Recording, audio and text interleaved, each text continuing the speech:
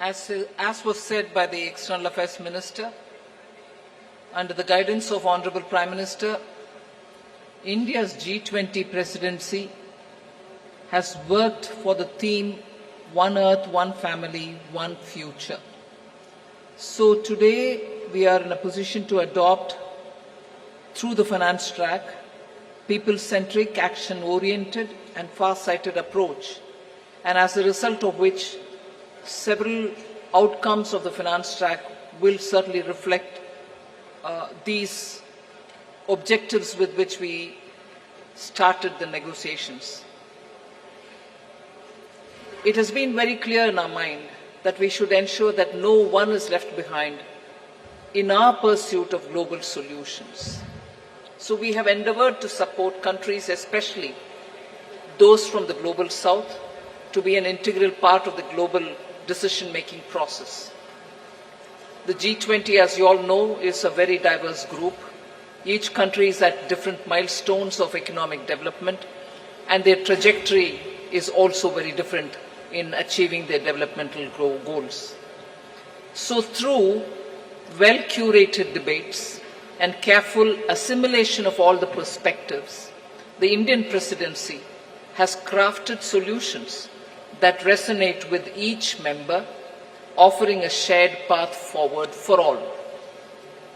Many action-oriented outcomes of this presidency contain comprehensive strategies that cater to the unique needs and aspirations of all developing nations. We assumed the presidency at a challenging time of geopolitical tension. The Indian presidency has worked to ensure that these divergences don't overshadow the core developmental outcomes or concerns of the global community that demand collaborative solutions. So today, as I look back at the 10 months of Indian presidency, I am left with gratitude and satisfaction. I can confidently state that the Indian G20 presidency has walked the talk.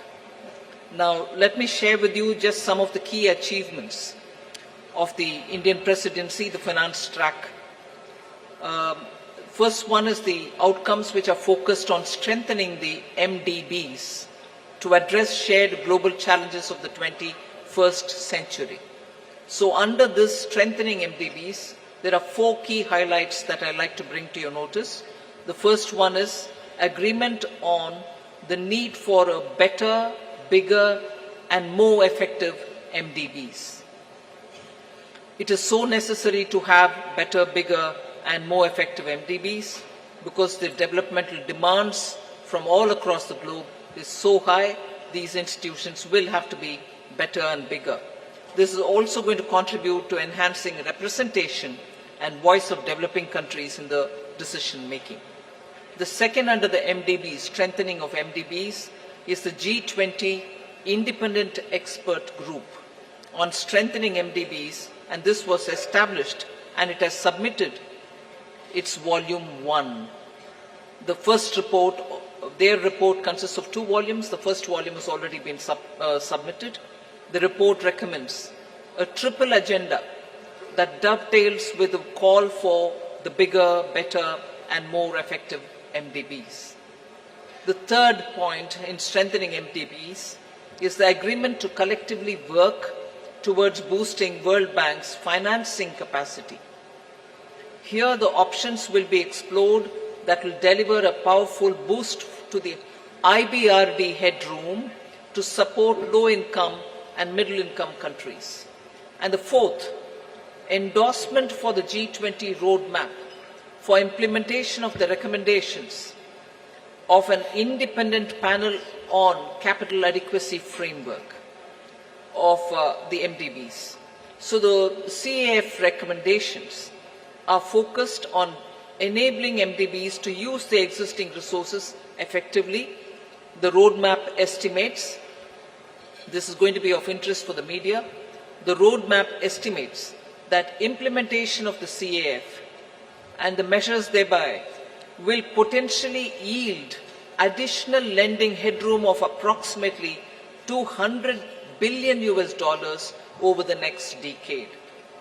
So through these achievements, India has harnessed the opportunity provided by the G20 presidency to effectively articulate and embed the priorities of the Global South in the larger global conversation on the MDB reforms. I move to the second, laying the building blocks for a globally coordinated and comprehensive policy and regulatory framework for crypto assets.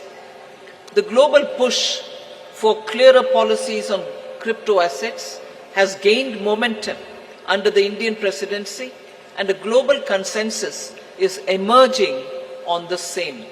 The presidency will support the IMF and the FSB, and FSB is also setting the contours of the regulatory framework for a globally coordinated approach to crypto assets. So the presidency, with the support of IMF and the FSB, is setting these contours. The IMF and FSB synthesis paper, about which I've spoken to the media earlier, including a roadmap.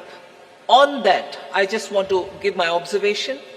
This synthesis paper delves into how the policy and regulatory frameworks developed by the IMF and the FSB, alongside the other standard-setting bodies, will fit together and interact with each other. This paper is now available in the public domain for all of you all to see. The third one, which I'd like to draw your attention to, is the financial inclusion and productivity gains through digital public infrastructure.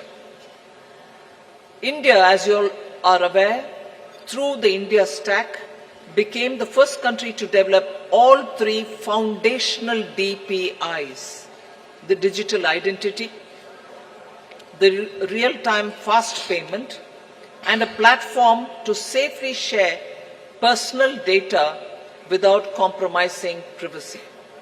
So embedded this concept in the G20 financial inclusion agenda by formulating G20 policy recommendations for advancing financial inclusion and productivity gains through digital public infrastructure.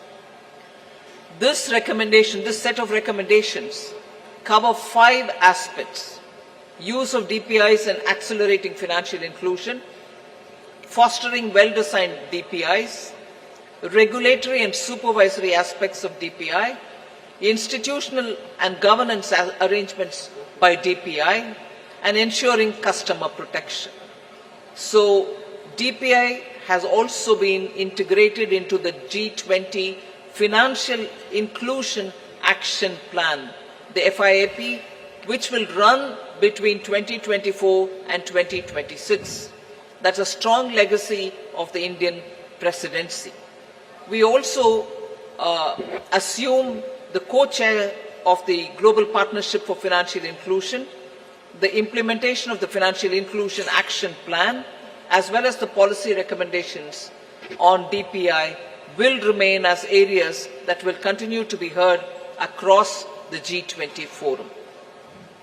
So the fourth one, which I'd like to highlight, is the debt resolution under the common framework and also beyond the common framework. Since its establishment in 2021, only Chad as a country has had its debt restructured. The others have been waiting. So since India took over the G20 presidency, good progress has been made in the ongoing country cases under the common framework of debt treatment, and the 3 countries in that are Zambia, Ghana, and Ethiopia. We've also succeeded in using the G20 platform to also put in place a coordinated mechanism to address the debt situation of Sri Lanka, which is outside of the common framework. So G20 will continue discussing the policy-related issues linked to the implementation of the common framework and make periodically such appropriate recommendations. The launch of the Global Sovereign Debt Roundtable, which is co-chaired by IMF, the World Bank, and also the G20 presidency, to enhance the conversation among the various stakeholders and address current shortcomings in the debt restructuring process. That has now become an institution which is actually acting as a catalytic agent in getting resolutions done faster. The fifth point under the finance track, which I'd like to bring to your notice, is the financing of cities of tomorrow. Key concerns of the low-income countries and emerging markets is always been to mobilize resources for financing sustainable, resilient, and also inclusive cities of tomorrow. The G20 principles, which are issued for financing cities of tomorrow to promote effective and efficient use of financial resources to support urban development that is socially inclusive, environmentally responsible, and economically sustainable, are now all under the framework of the principles which have been used. The MDBs and the development financial institutions can use these principles in their financing plans for urban infrastructure. The sixth, which I'd like to quickly draw your attention, is the two-pillar solution on global taxation, the international taxation. We've made substantial progress in the two-pillar solution, and the work has also happened on the exchange of information on immovable property transactions between countries. There is a launch of the pilot program of the South Asia Academy in India for tax and financial crime investigation in collaboration with the OECD.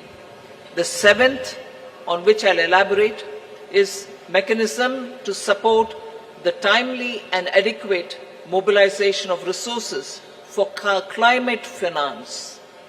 Till date, the conversation was focused on calling on developed countries to say, where is that $100 billion US dollars, which didn't come.